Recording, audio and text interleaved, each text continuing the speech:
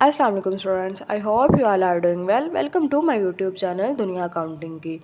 जैसा कि आप जानते हैं कि हमने अकाउंटिंग की सीरीज़ को स्टार्ट किया हुआ है, जिसमें हम स्टेप बाय स्टेप अकाउंटिंग की फाउंडेशन को, अकाउंटिंग की बेसिक्स को समझ रहे हैं, ताकि हम जब बुक्स की तरफ जाएं तो हमें किसी किस्म की डिफ़िकल्टी फेस ना करनी पड़े, हमें हर चीज़ क्लियर हो।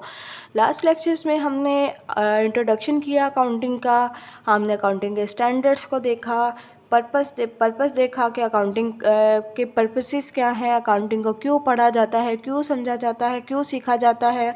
उसके अलावा हमने देखा कि अकाउंटिंग को कौन कौन यूज़ करता है, इसकी ब्रांचेस कौन सी हैं, इसकी टर्म्स कौन सी हैं, फंडामेंटल अकाउंटिंग प्रिंसिपल्स कौन से हैं।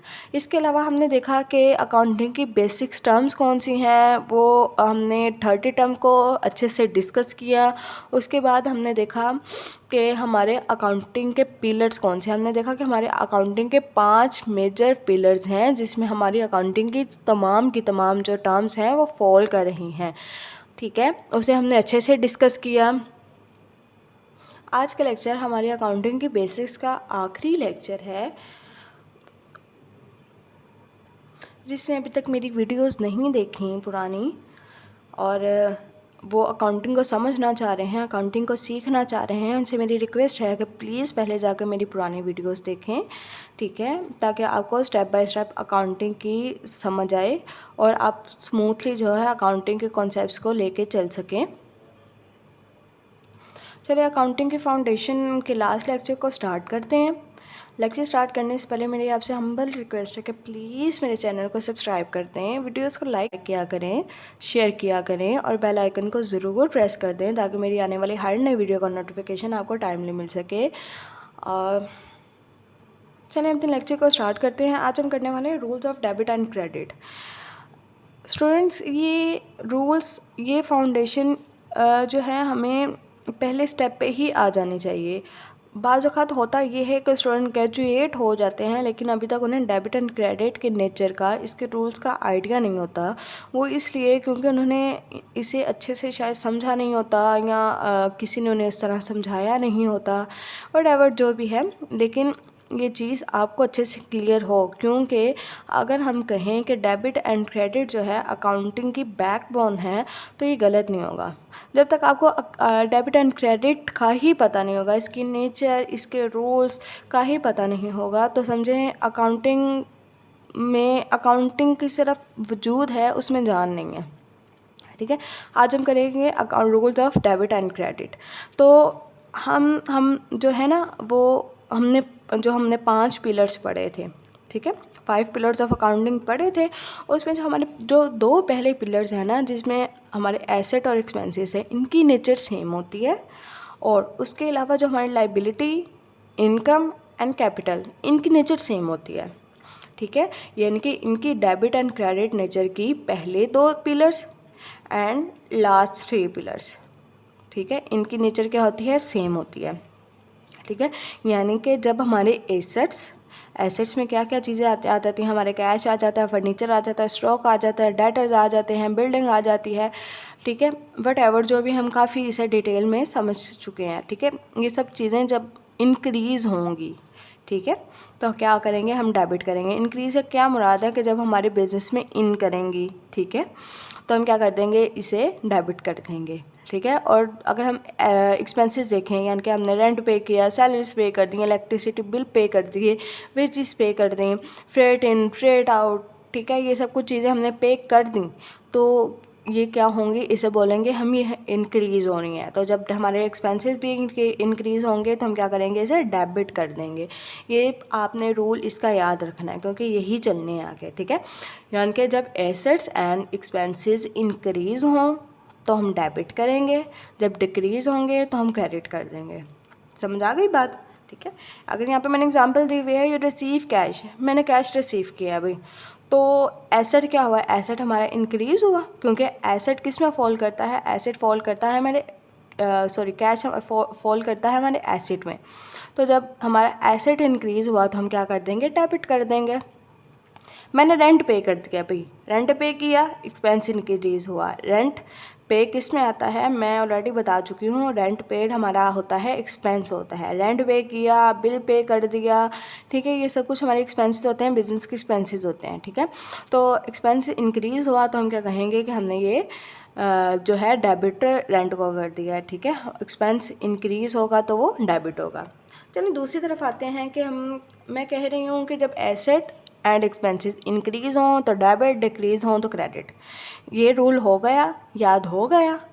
अगर हम नेक्स्ट पे जाएं तो मैं कहूँगी इसे उल्ट कर दें, ठीक है। उल्ट कैसे कर दें कि जब liabilities, income and capital increase हों तो क्रेडिट, डिक्रीज़ हों तो डेबिट। हो गया ना इसका उल्ट, इसी तरह करना है, ठीक है। लाइबिलिटीज़ यानी हम जिससे लोन ले रहे हैं, इनकम हम सेल्स कर रहे हैं, कैपिटल ओनर जो है मज़ीद जो पैसा है वो बिज़नेस में इन्वेस्ट कर रहा है। तीनों चीज़ें इंक्रीज़ हो गई। जब ये तीनों चीज़ें जब इंक्रीज़ होंगी तो हम क्रेडिट कर देंगे, और जब डिक्रीज़ होंगी तो हम क्या कर देंगे, डेबिट कर देंगे। क्लियर है पॉइंट। यहाँ पे एग्जांपल दी हुई है, यू टेक अ लोन लिया भाई मैंने, बैंक से ले लिया, अपने किसी फ्रेंड से ले लिया, किसी दूसरी कंपनी से ले लिया, ठीक है।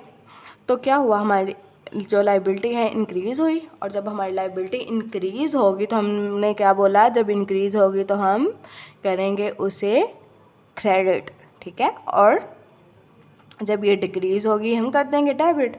यू मेक अ सेल, मैंने सेल्स की हैं भाई, मेरी इनकम इंक्रीज़ हो रही है, इनकम इंक्रीज़ होगी तो क्या होगा, क्रेडिट होगी भाई, इनकम क्रेडिट हो जाएगी, ठीक है।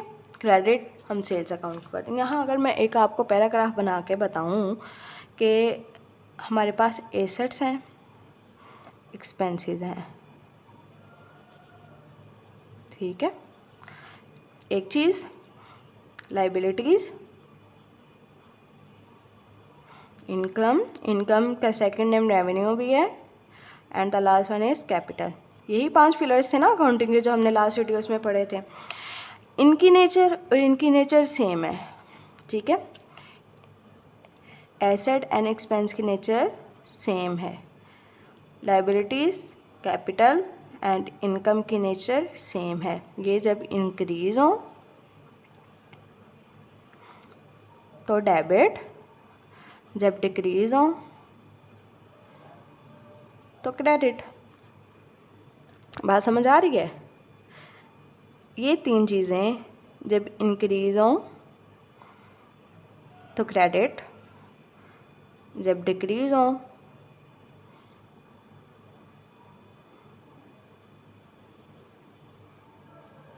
तो डेबिट। उल्ट हो गया, ठीक है। ये चीज़ अच्छे से अंडरस्टैंड कर लें, इससे रट्टा लगा लें, या जिस तरह भी आपको इजी लगता है इस टेबल को समझ लें, ठीक है। यहाँ पे मज़ीद एक टेबल मेंशन है rules of debit and credit का, जिसमें हम देख रहे हैं कि जो हमारे एसेट एक्सपेंसेस हैं इंक्रीज़ होंगे तो डेबिट, डिक्रीज़ होंगे तो credit. Liabilities, income, capital decrease होंगे तो डेबिट, इंक्रीज़ होंगे तो क्रेडिट, ठीक है।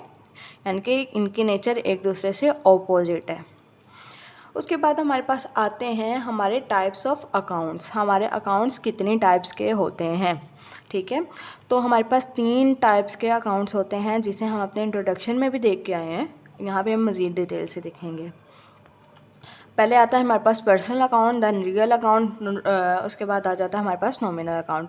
हमारे पास पर्सनल अकाउंट में क्या होता है भाई, नेचुरल पर्सनस, यानी कि कोई अली, आमना, नामी, यानी कि कोई भी किसी इंसान की बात हो रही हो जिसमें, ठीक है। उसके बाद आर्टिफिशियल पर्सन आ जाता है। आर्टिफिशियल पर्सन क्या हो सकता है भाई, आर्टिफिशियल पर्सन बैंक हो सकता है, कोई कंपनी हो सकती है, कोई ब्रांड हो सकता है, वट एवर जो भी। उसके अलावा जाता है रिप्रेजेंटेटिव पर्सन हो सकते हैं हमारे, यानी कि हम क्या करते हैं कि बाज़ औक़ात हमने कुछ सैलरी अभी तक आउटस्टैंडिंग रखी हुई हैं, सैलरीज पे नहीं की, तो हम अपने अकाउंट्स में ये नहीं लिखेंगे लिखेंगे कि फ़लाँ की सैलरी जो है वो भी आउटस्टैंडिंग, फ़लाँ की सैलरी वो भी आउटस्टैंडिंग। नहीं, हम एक अकाउंट बनाएंगे जहाँ पे हम लिखेंगे आउटस्टैंडिंग सैलरीज़, ठीक है, और वहीं पे सबकी सैलरीज़ को मेंशन किया जाएगा, ठीक है। तो ये क्या होता है कि रिप्रेजेंटेटिव पर्सन, यानी कि ये रिप्रेजेंटेटिव अकाउंट के नाम से होता है, ठीक है। ये किसी चीज़ को रिप्रेजेंट कर रहा होता है, ठीक है। इनके प्रीपेड रेंट को या आउटस्टैंडिंग सैलरीज़ को, आउटस्टैंडिंग इनकम को, यानी कि इस तरह से हम क्या करते हैं, किसी अकाउंट का नाम रख देते हैं, ठीक है। उसके बाद आ जाता है हमारे पास रियल अकाउंट। रियल अकाउंट में क्या होता है, हमारे टेंजिबल एसेट्स आ जाते हैं, इनटेंजिबल एसेट्स आ जाते हैं। ये किसके लिए यूज़ होता है, हमारे एसेट्स के लिए यूज़ होता है, ठीक है, टेंजिबल एंड इनटेंजिबल। उसके बाद हमारे पास नॉमिनल अकाउंट आ जाता है। नॉमिनल में क्या होता है, हमारे एक्सपेंसेस और लॉसेस और इनकम या गेन, इसमें हम ये चीज़ों को डिस्कस करते हैं, ठीक है। इसकी मज़ीद डिटेल में हम जाएंगे जिसमें हम देखेंगे rules of golden rules of accounts, यानी कि हम ये तीनों चीज़ों का टाइप्स ऑफ अकाउंट जो हमने पढ़े हैं, इन तीनों को डिटेल में यहाँ पे पढ़ने वाले हैं। सबसे पहले आता है हमारे पास personal account. Personal account, these account are related to person और एंटिटीज़। देयर आर 3 टाइप्स, इनकी 3 टाइप्स होती हैं। एक नेचुरल होता है, आर्टिफिशियल होता है, रिप्रेजेंटेटिव होता है। नेचुरल क्या होता है, जैसे अली का अकाउंट, सना का अकाउंट, आमना का अकाउंट। आर्टिफिशियल अकाउंट में क्या आ जाता है, किसी कंपनी का नेम, किसी बैंक का नेम, कोई एनजीओ हो गई, कोई ब्रांड हो गया, ठीक है। रिप्रेजेंटेटिव में क्या आ जाता है कि हम किसी ग्रुप यानी कि किसी ग्रुप को रिप्रेजेंट कर रहे हैं, ठीक है, यानी कि हम क्या करते हैं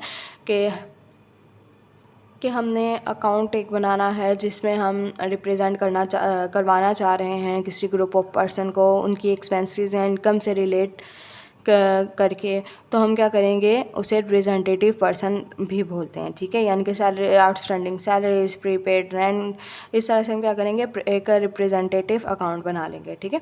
अब इसका गोल्डन रूल क्या है, इसकी डेबिट एंड क्रेडिट नेचर कैसे होगी। सिंपली आपने क्या करना है, debit the receiver, credit the giver, ठीक है।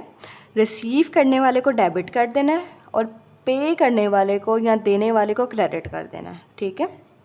यहाँ पे अगर आपको मैं एग्जांपल दूँ कि मैंने परचेज़ की हैं, गुड्स परचेज़ की हैं अली से, ठीक है।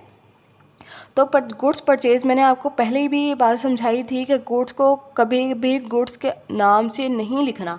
अगर तो हम परचेज़ कर रहे हैं यानी कि बाय कर रहे हैं तो वो परचेज़ अकाउंट होगा, अगर हम सेल कर रहे हैं तो सेल्स अकाउंट लिखेंगे, ठीक है। तो यहाँ पे हम जो है गुड्स परचेज़ कर रहे हैं तो यहाँ पे लिखेंगे हम परचेज़ अकाउंट, अली से कर रहे हैं तो अली अकाउंट, ठीक है, अली अकाउंट। अच्छा, यहाँ पे अब ये नेचर कैसे बैठेगी भाई, यहाँ पे ये रूल कैसे अप्लाई होगा, debit the receiver, credit the giver. Receive मैं कर रही हूँ, मैं अपने अकाउंट में अपना नाम तो नहीं लिखूँगी, मैं ये नहीं कहूँगी कि मैं रिसीव कर रही हूँ, मैं सिंपली क्या करूँगी, अपने बुक्स ऑफ अकाउंट में लिखूँगी कि मैंने परचेज़ किया, डेबिट कर दिया। परचेज़ किससे किया, अली से किया, क्रेडिट कर दिया। यहाँ पे अब रिसीव करने वाला कौन है, मैं हूँ। मैं कभी भी अपने अकाउंट में अपना नाम नहीं लिखूँगी, रिसीव कर रही हूँ तो परचेज़ लिखूँगी, अगर सेल कर रही हूँ तो सेल्स लिखूँगी, ठीक है। उसके बाद हमने यानी कि किसने दिया हमें, देने वाला कौन है, अली देने वाला है। गुड्स अली से ले रहे हैं ना तो देने वाला अली है, ठीक है। अगर इसके अलावा मैं आपको एक और एग्ज़ाम्पल दूँ कि हम सेल कर रहे हैं, गुड्स सेल्स कर रहे हैं आमना को, तो सेल्स की एंट्री है यहाँ पे, सॉरी आमना था, चलें सना कर लेते हैं, सना account, debit and sales account credit, ठीक है, डेबिट एंड क्रेडिट। अब देखें रिसीवर कौन है, गुड्स हम बेच रहे हैं, उसे रिसीव कौन कर रहा है, सना करेगा, सना का अकाउंट डेबिट, ठीक है। बेच कौन रहा है, दे कौन रहा है, चीज़ें किसके पास से जा रही हैं, मेरे पास से जा रही हैं, मेरा अकाउंट क्रेडिट हो जाएगा, ठीक है। यहाँ पे debit the receiver, credit the giver, ठीक है। यहाँ पे ये चीज़ क्लियर हो गई। चलें नेक्स्ट चलते हैं। नेक्स्ट आ जाता है हमारे पास real account. Real account are related to assets, ठीक है।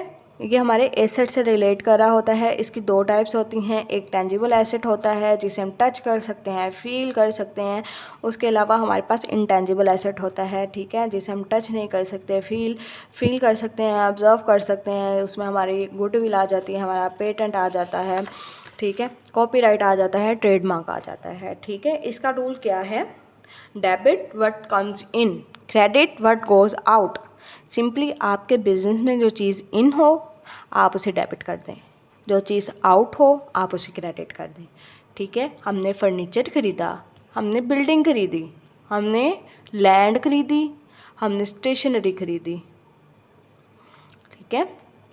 उसके अलावा हम कोई भी चीज़, कोई भी एसेट, ठीक है, जो हम क्या कर रहे हैं, परचेज़ कर रहे हैं, वो बिजनेस में इन हो रहा है, डेबिट। बेच देंगे, आउट हो जाएगा, क्रेडिट, ठीक है। यहाँ पे हम लिखते हैं कि हमने परचेज़ किया, बिल्डिंग परचेज़ की, तो बिल्डिंग क्या होगा? बिल्डिंग यहाँ पे, बिल्डिंग अकाउंट यहाँ पे डेबिट हो जाएगा, ठीक है। कैश के थ्रू कर रहे हैं तो कैश अकाउंट यहाँ पे क्रेडिट हो जाएगा, ठीक है। यानी कि बिल्डिंग हमारे बिजनेस में इन हुई, हमने उसे डेबिट कर दिया, ये रूल अप्लाई हो गया।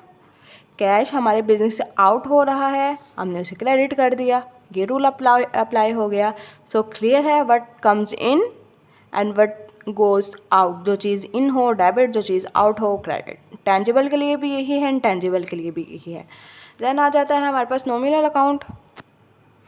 नॉमिनल अकाउंट ये रिलेट करता है हमारे income, expenses, losses and gain के साथ, ठीक है। इन जो एक्सपेंसेस है वो सैलरी हो सकता है, रेंट हो सकता है, कमीशन पे कर दी, उसके अलावा इलेक्ट्रिसिटी बिल पे कर दिए, या मज़ीद में हैं जो डिटेल में हम देख चुके हैं, ठीक है। लॉस के हवा हमारी चीज़ें जो हैं डिस्ट्रॉय हो गई, नॉर्मल लॉस हो गया, और यहाँ एबनॉर्मल लॉस हो गया, ठीक है। इनकम है, हमने सेल्स कर दी हैं, उसके अलावा इंटरेस्ट रिसीव कर लिया है, रेंट रिसीव कर लिया है, हमने कोई शेयर्स ख़रीदे हुए थे, वहाँ से हमें डिविडेंड मिला, सो वो हमारी इनकम है, ठीक है। सो इसका रूल क्या है? Debit all expenses and losses. वही रूल है जो हम rules of debit and credit में देख के आए हैं।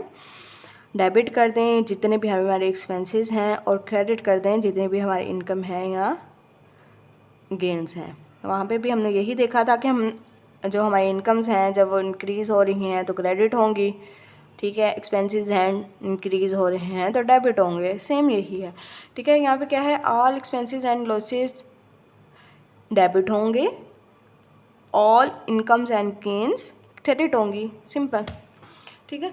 सो ये था हमारा last lecture of accounting foundation और अकाउंटिंग बेसिक्स।